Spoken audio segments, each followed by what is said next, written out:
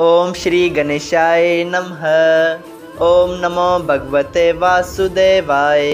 हरे कृष्णा कृष्ण कृष्णा हरे हरे, हरे राम राम राम हरे हरे।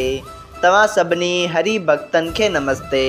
प्यारा भक्तों, ही कथा पाण गुरु कृपा से हासिल करे रहा आयूं। श्री गणपति सरस्वती जो दरे ध्यान करयां थो मां भागवत महापुराण जो बयान, जैमें व्यासदेव ऐं सुखदेव जी कयो आहे श्री कृष्ण लीला जो गुणगान। सबई चो जय भागवत महापुराण।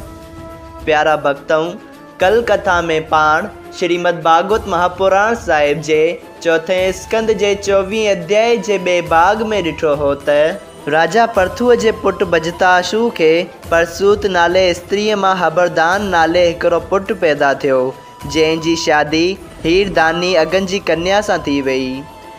हबरदान के उन स्त्रीअ मां प्राचीन वर्ख ऐं ॿिया 6 पुट थिया। प्राचीन वर्ख के पंहिंजी गृहस्थवती नाले स्त्रीअ मां 10 तमामु सुंदर ऐं सुशील पुट पैदा थिया।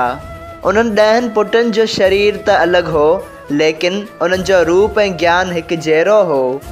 चवण में त हू ॾेई ॾिसण में अलॻि अलॻि हुआ, लेकिन प्रारब्ध, बुद्ध, कर्म, मौत ऐं जीअण उन्हनि सभिनी जो हिकिड़ो हो। उन्हनि 10 ई पुटनि पंहिंजे पीउ जी आज्ञा सां वन में वञी 10,000 वरे ताईं परमेश्वर जो तप कयो ऐं तॾहिं महादेव जी उन्हनि सां ज्ञान जूं ॻाल्हियूं कईं था। सबई चओ जय श्री कृष्णा।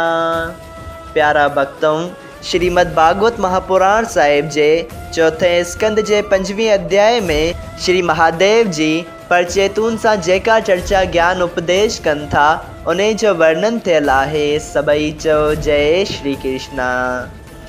अॼु पाण श्रीमद भागवत महापुराण साहिब जे चौथे स्कंद जो 26 अध्याय शुरू करे रहिया आहियूं, जंहिंजो नालो आहे नारद मुनीअ जो प्राचीन वर्ख सां गॾिजणु। श्री मैत्री रखेश्वर विदुर जी के ॿुधाइनि था त परचेतून साधन ऐं वैष्णवनि जी वॾाई ऐं परमेश्वर जे मिलण जो उपदेश श्री महादेव जी खां ॿुधी उन मूजिबि स्तुतर पढ़ण ऐं नारायण जी जो ध्यानु करण लॻा।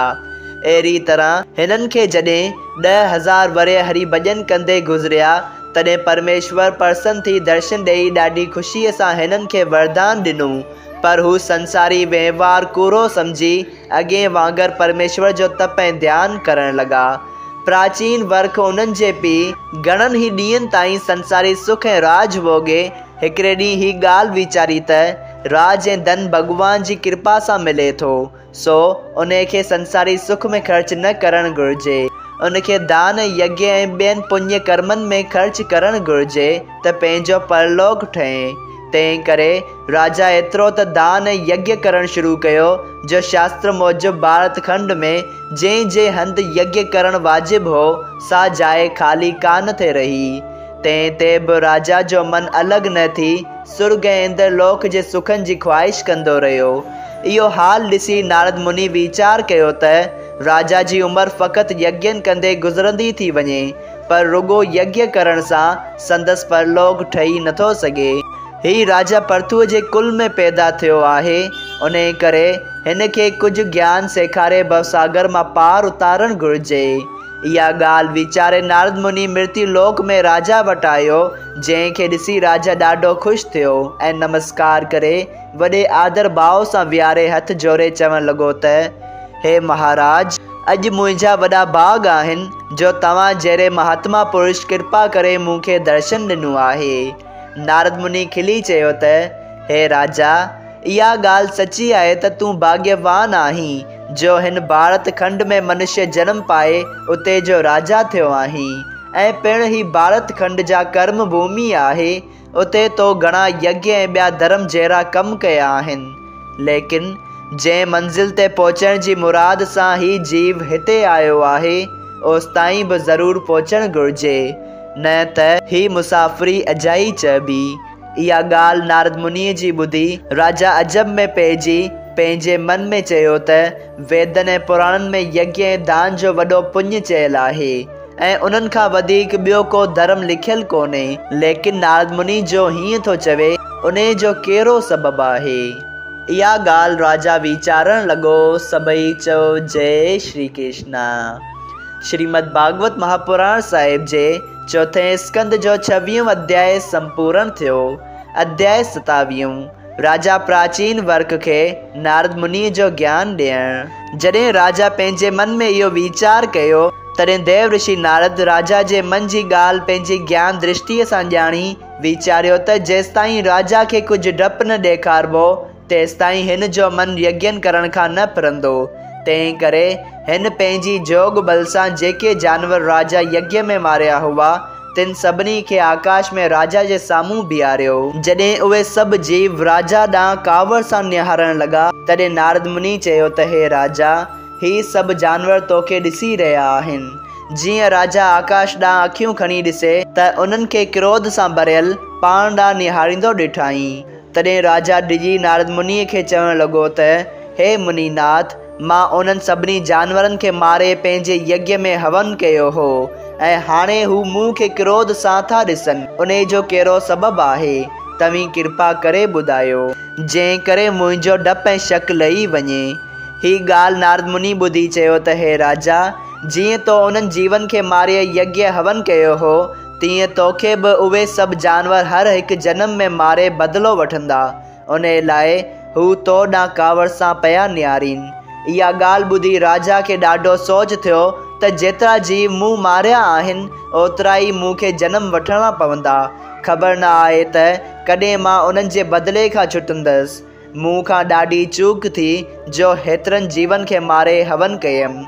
इहो वीचार करे राजा चयो त हे महाराज, जेके पंडित ऐं सियाणा मूं वटि आहिनि उन्हनि सभिनी मूंखे इहा सलाह ॾिनी हुई त यज्ञ करण खां वधीक ॿियो को बि कर्म कोन्हे, लेकिन तव्हां मूंखे वरी उन में डपु था ॾेखारियो। तंहिंजो कारण छा आहे? प्यारा भक्तों, उन वक़्तु राजा जे वेझो 2 पिंजरा पिया हुआ, जंहिंमां हिकिड़े में मैना ऐं ॿिए में तोतो रखियलु हो। नारद मुनि उन्हनि खे ॾिसी चयो त हे राजा, ही तोतो हिन मैना खे हर हर पियो चवे त तूं मूंखे उन पिंजरे खां ॿाहिरि कढ त मां क़ैद खां छुटी जंगल में वञी पखियुनि सां गॾु घुमां।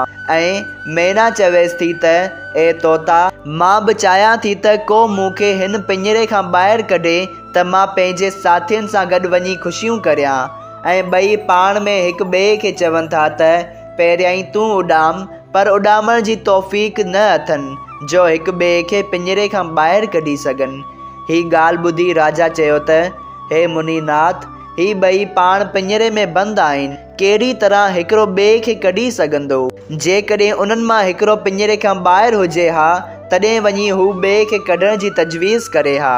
नारद मुनि राजा जी इहा ॻाल्हि ॿुधी चयो त हे राजा, ठीक इन ई वांगुरु तुंहिंजा पंडित ऐं पुरोहित बि संसार रूपी माया जे ॼार जे पिंजरे में बंदि आहिनि। कहिड़ी सुमर्थी आहे उन्हनि में जो तोखे हिन संसार रूपी ॼार खां ॿाहिरि कढी सघनि। इहा ॻाल्हि ॿुधी राजा सम्झियो त अॼु ताईं मूंखे अहिड़ो ज्ञानी ॿियो कोन मिलियो जंहिंजे वचन ॿुधण करे ज्ञान प्राप्त थिए। अहिड़ो वीचार करे राजा वेनती कई त हे महाराज, हाणे तव्हीं कृपा करे अहिड़ी सलाह मूंखे ॿुधायो जंहिंजे वसीले हिननि जनम मरण जे चकर खां छुटी मुक्त पदवी पायां। इहा ॻाल्हि ॿुधी नारद मुनि चयो त हे राजन, हिकिड़ो मिसाल मां तोखे ॿुधायां थो, सो ॿुध। पुरंजन नाले हिकिड़ो राजा हो जंहिंजी संगत पंहिंजे अज्ञात नाले हिकिड़े मित्र सां हुई। हू ॿई पाण में ॾाढो प्रेम कंदा हुआ। हिकिड़े ॾींहुं राजा पुरंजन पंहिंजी इच्छा सां अज्ञात जी संगत छॾे ॿी जाइ ते वञण जो इरादो करे हलियो। उभरंदे ओलंदे ऐं उत्तर टिनी पासे घणनि ॾींहंनि ताईं घुमंदो फिरंदो व्याकुल थी रहियो हो, लेकिन मर्ज़ी मूजिबि का बि जाइ खेसि रहण लाइक़ु न मिलियसि। जॾहिं हू ॾखण पासे आयो तॾहिं हिकिड़ो किलो तमामु उम्दो सोननि जे दरवाज़े वारो ॾिसण में आयसि, जंहिंजे चई तरफ़नि पाणीअ जूं लहरूं ऐं बाग़ में फल फूल ऐं मेवनि जा दरख़्त लॻल ॾिसण में आयसि, जिन ते घणनि क़िस्मनि जा पखी मिठियूं मिठियूं ॿोलियूं ॿोले रहिया हुआ। उते सभु क़िस्म जो सुख ॾिसी राजा पुरंजन इरादो करे अंदरि वियो त दरवाज़े ते पहुची छा थो ॾिसे त हिकिड़ी जवान स्त्री तमामु सुंदर तरह तरह क़िस्मनि जा कपिड़ा ऐं ॻहिणा पहिरे उते सैर पई करे। संदसि सहेलियूं टेल करण वास्ते साण मौजूदु हुअसि। उनखां थोरो अॻिते हिकिड़ो नांग 5 फुणनि वारो दरवाज़े ते वेठो ॾिसण में आयसि। राजा पुरंजन उन स्त्रीअ खे ॾिसी उन जे रूप ते आशिक़ थी पियो हो। सभई चओ जय श्री कृष्णा। प्यारा भक्तऊं, श्रीमद् भागवत महापुराण साहिब जे 4 स्कंद जो 27 अध्याय संपूर्ण थियो। अगर तव्हां सभिनी हरि भक्तन खे हिन कथा मां लाभ हासिल थियो हुजे त कृपया हिन कथा के ॿियनि हरि भक्तन सां शेयर कजो त उन्हनि जो बि भलो थिए ऐं तव्हांजो बि भलो थिए। सभई चओ जय सिया राम। राधे राधे।